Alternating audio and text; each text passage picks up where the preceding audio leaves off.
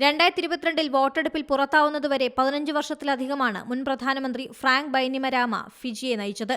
അന്തർദേശീയ തലത്തിൽ കാലാവസ്ഥാ വ്യതിയാനം പസഫിക് ദ്വീപുകൾ ഉണ്ടാക്കുന്ന പ്രത്യാഘാതങ്ങളെക്കുറിച്ചുള്ള നടപടികളിലൂടെയും ഫ്രാങ്ക് ഏറെ ശ്രദ്ധ നേടിയിരുന്നു.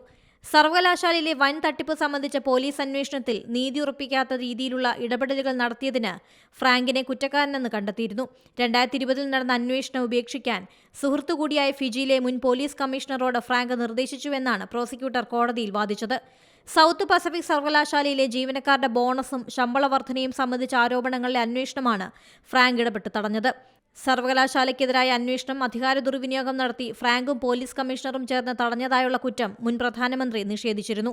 അന്വേഷണം ഉപേക്ഷിച്ചതിന് പോലീസ് കമ്മീഷണറെ നേരത്തെ സസ്പെൻഡ് ചെയ്തു. 2 വർഷത്തെ ശിക്ഷയാണ് പോലീസ് കമ്മീഷണർക്ക് വിധിച്ചിട്ടുള്ളത്. തിരഞ്ഞെടുപ്പ് പരാജയത്തിന് പിന്നാലെ നിരവധി ആരോപണങ്ങളാണ് ഫ്രാങ്കിനെതിരെ ഉയർന്നത്. കഴിഞ്ഞ വർഷം പ്രതിപക്ഷ നേതാവ് സ്ഥാനത്ത് നിന്ന് ഫ്രാങ്ക് ബൈനിമരാമയെ സസ്പെൻഡ് ചെയ്തിരുന്നു. പുതിയ സർക്കാരിനെ രൂക്ഷമായി വിമർശിച്ചുള്ള പ്രഭാഷണത്തിന് പിന്നാലെയായിരുന്നു ഇത്. International desk Zee Malayalam news. ഏറ്റവും പുതിയ വാർത്തകളും വിശേഷങ്ങളും വിരൽ തുമ്പിലറിയാൻ സീ മലയാളം ന്യൂസ് എല്ലാ ഡിജിറ്റൽ പ്ലാറ്റ്ഫോമുകളിലും ലഭ്യം.